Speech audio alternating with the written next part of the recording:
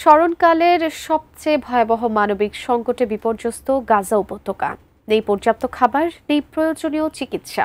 তীব্র খাদ্য সংকটে প্রতিদিনই অপুষ্টিজনিত কারণে মারা যাচ্ছে শিশুরা।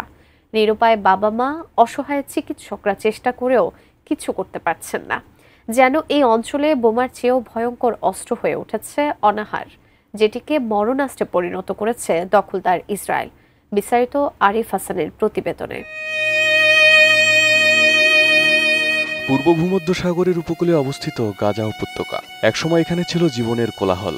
সেখানে এখন শোনা যায় শুধু আর্তনাদ, ক্ষুধার্ত শিশুদের কান্না, শোকার্ত মায়েদের বিলাপ আর ধ্বংসের ধ্বনি।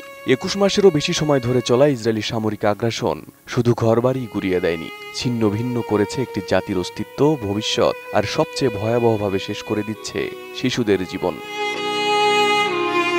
শুধু জুলাই মাসেই গাজায় অনাহারে মারা গেছে ডজনেরও বেশি শিশু। এই মৃত্যুর মিছিল অনেক আগেই শুরু হলেও সম্প্রতি তা ভয়াবহ রূপ নিচ্ছে। বিশ্ব স্বাস্থ্য সংস্থা ও জাতিসংঘের বিভিন্ন দপ্তর জানিয়েছে, গাজায় এখন যে মানবিক বিপর্যয় চলছে তা বর্তমান শতাব্দীর অন্যতম গভীর দুর্যোগ।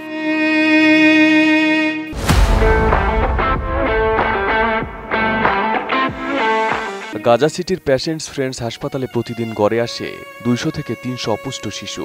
হাসপাতালের চিকিৎসকরা বলছেন, এখন এমনও শিশু মারা যাচ্ছে যাদের আগে কোনো শারীরিক জটিলতা ছিল না।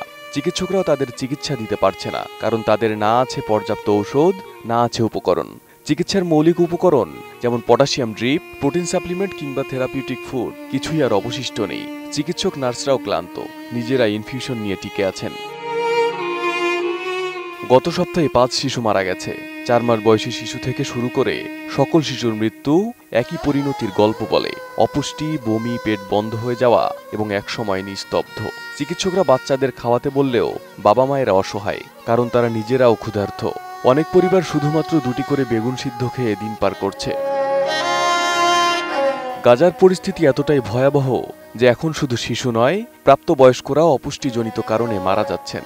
ডায়াবেটিস, হৃদরোগ বা কিডনির রোগ থাকলেই মৃত্যু এখন সময়ের ব্যাপার, কারণ ঔষধ নেই, খাবার নেই।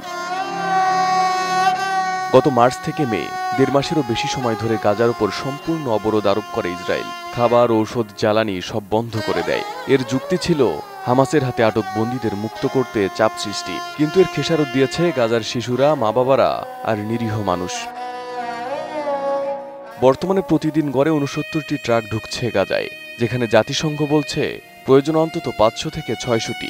এর মধ্যেও বেশিরভাগ সাহায্য পৌঁছায় না নির্ধারিত জায়গায়। ক্ষুধার্ত মানুষের ভিড়, লুটপাট সব মিলিয়ে ত্রাণ ব্যবস্থা কার্যত ভেঙে পড়েছে।